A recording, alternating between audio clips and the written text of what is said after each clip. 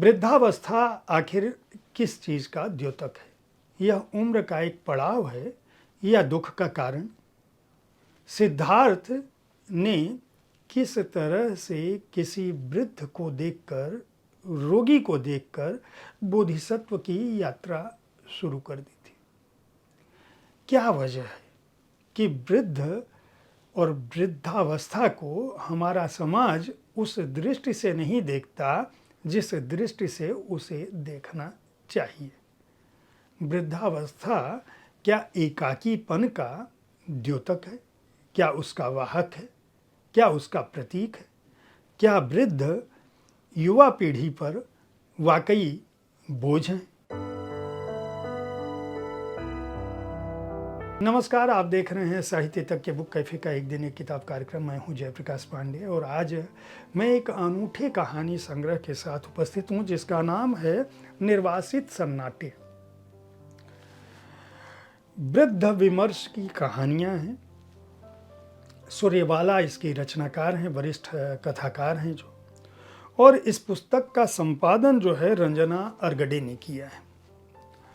Doctor Suryabala Varanasi में जन्मी, काशी हिंदू विश्वविद्यालय से उन्होंने पढ़ाई की और समकालीन कथा लेखन का एक महत्वपूर्ण स्वर है। उनका पहला उपन्यास मेरे संधिपत्र आज भी पढ़ा जाता है और अंतिम उपन्यास जो उन्होंने अभी तक का प्रकाशित है वह कौन देश को वासी वेणु की डायरी है, वह लगातार चर्चित होता रहा। व्यंग में भी लिखती हैं, कथा में भी लिखती हैं। वैचारिक गहनता और मानव मन की संवेदना की एक अनूठी चितेरी है सूर्यवाला। रंजना अरगडे जो मराठी, गुजराती और हिंदी इन तीनों की जानकार हैं। एक शिक्षाविद के रूप में उनकी अपनी व्याप्ति रही है।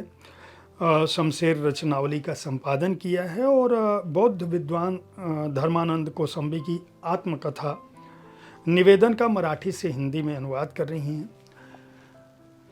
इस पुस्तक में उन्होंने डॉक्टर सूर्यवाला द्वारा लिखी वृद्धावस्था के विविध स्वरूपों को और उस पर आधारित कहानियों को संकलित किया है। ये कहानियाँ दरअसल युवाओं को सोचने के लिए बाध्य करती हैं, हर उस पुत्र को सोचने के लिए बाध्य करती हैं, हर उस बहू को सोचने के लिए बाध्य करती हैं, हर उस बेटी को सोचने के लिए बाध्य करती हैं, हर उस नाती पोते को सोचने के लिए बाध्य करती हैं, यहाँ तक कि पड़ोसियों को भी सोचने के लिए बाध्य करती हैं कि दरअसल उम्र का एक पड़ाव जो अनुभव से सृजित हुआ है, उम्र का एक पड़ाव जिसने उन युवाओं को जो आज बहुत अच्छी स्थिति में हो सकता है हों, बहु में जो हर तरह से समृद्धशाली हो चुकी हैं, उसके पीछे उन्हीं बुजुर्गों की यौवन का और उस यौवन के समय जो त्याग था उसका योगदान रहा है, जिसका सुख आप आज प्राप्त कर रहे हो। तो आखिर वृद्धों को बोझ क्यों समझ रहे?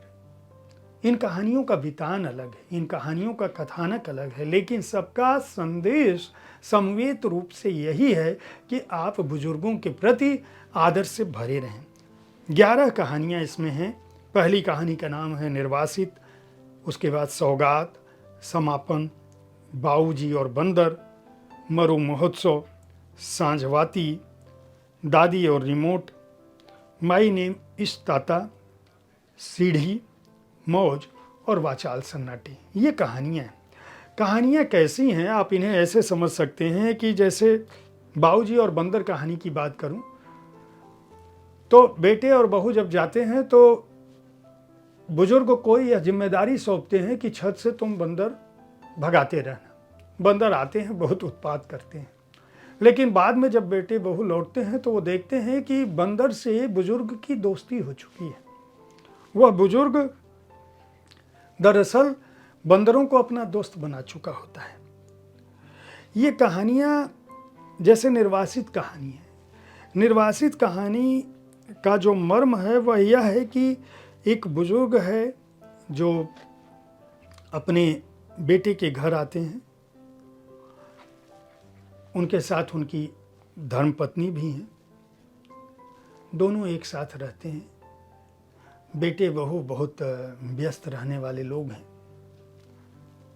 बुजुर्ग अपनी पत्नी यानी उस वृद्धा के बारे में, उनके हाल चाल के बारे में कभी कभार पूछते हैं, बराबर पूछते हैं तुम्हारे लिए क्या ला दूं। इस बात का बहू अपने बेटे से मजाक उड़ाती है। वह कहती है कि तुम अपने पिता से कुछ नहीं सीखते हो, माता जी का कितना ख्याल रखते हैं, दवा लाने से लेके कुछ भी पूछते रहते हैं। उधर वह वृद्धा जो है वह कभी कभार अपने पति के लिए कुछ बनाना चाहती है, लेकिन वातावरण वहाँ कोई किसी को अपमानित नहीं कर रहा है, लेकिन वातावरण ऐसा है जिसमें यह वृद्धा को भाव या पता चलता है कि बहू को उसका किचन में जाना या उसका काम करना पसंद नहीं है।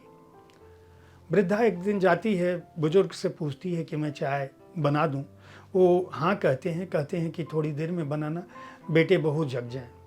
वृद्धा जाती है और केरोसिन तेल गिर जाता है। ये बहुत पहले की कहानी है, जिस समय गैस पर खाना नहीं बनता था उस दौर की कहानी।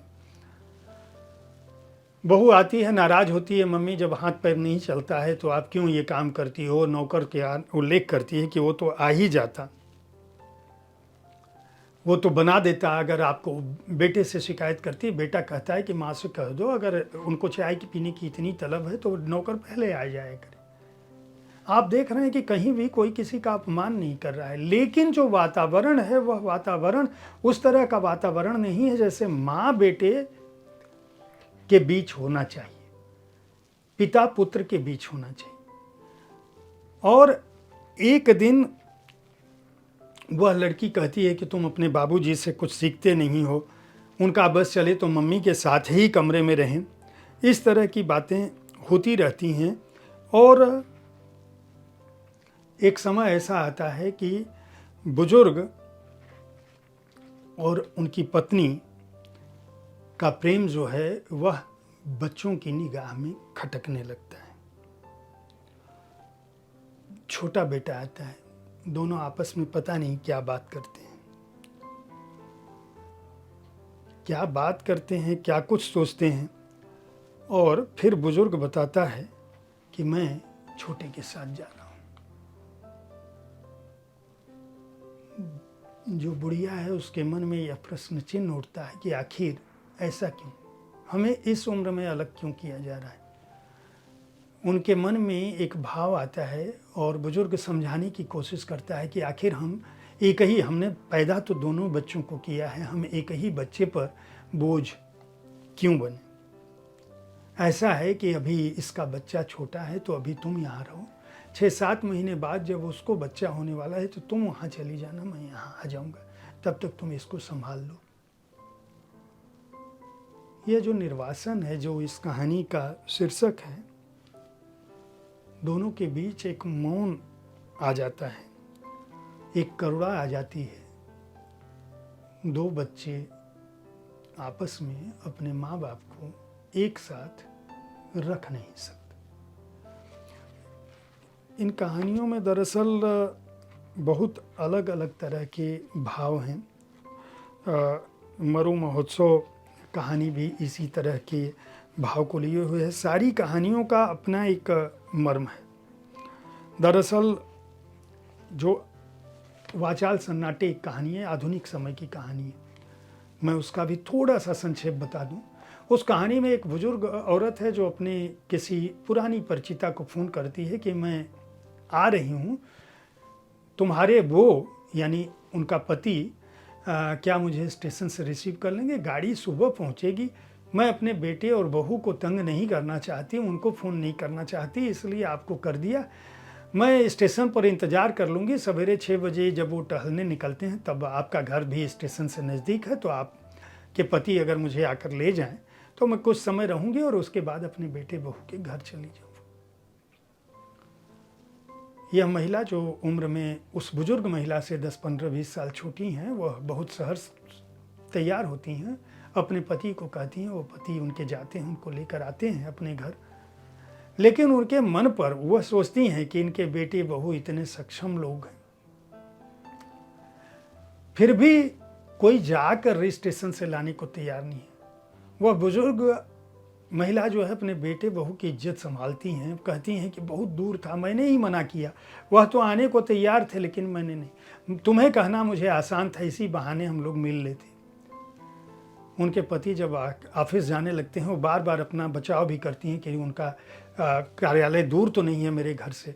ये कहती हैं कुछ देर और रुक जाइए, आखिर घर में कौन होगा, तो वो नौकर का नाम लेती हैं कि वह नौकर होगी। इस बीच उनकी स्मृतियों में आता है कि किस तरह से बहू कहती है कि आप क्यों माता जी यहाँ परेशान होती हैं, यहाँ तो आपके परिचित लोग भी नहीं हैं, दिन भर मैं भी नहीं रहती, दिन भर ये भी नहीं रहते, आप क्या करेंगी अकेले में।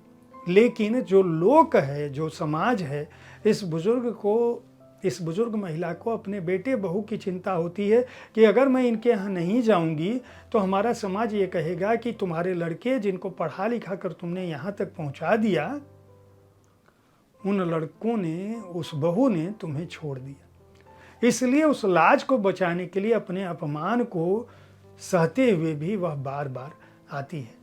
इन सारी कहानियों में ऐसा है, कहीं अफसर बेटा है, कहीं बहुत सक्षम परिवार है, लेकिन बुजुर्गों के उस मन को, उनकी करुणा को, उनकी संवेदना को, उनके मन की थाह लेने को कोई राजी नहीं है। ये कहानियाँ दरअसल हर उस व्यक्ति को पढ़नी चाहिए जो युवा है, और आज का युवा कल बुजुर्ग होगा। आपके बाल बच्चे हैं तो कल आपकी भी बहू आएगी, आपका भी बेटा बड़ा होगा, नौकरी करेगा। इस बात को भूलिए मत। कहानियों की निर्वासित सन्नाटे की सबसे बड़ी ताकत यह है कि इसकी हर कहानी आपके जीवन में, अगर आप युवा हैं और संवेदनशील हैं, तो आपके जीवन में निश्चित रूप से बदलाव करेगी और बुजुर्गों के सम्मान के प्रति आपको प्रेरित करेगी। डॉक्टर सूर्यवाला और रंजना आरगडे जी को बहुत बहुत शुभकामनाएं और बधाई इन कहानियों के लिए, जो कहानियाँ निश्चित रूप से आज की युवा पीढ़ी में एक बड़ा बदलाव ला सकती हैं, बशर्ते वो पढ़ पाएँ। इंडिया नेट बुक्स ने इस पुस्तक को प्रकाशित किया है और इसका मूल्य है 300 रुपये।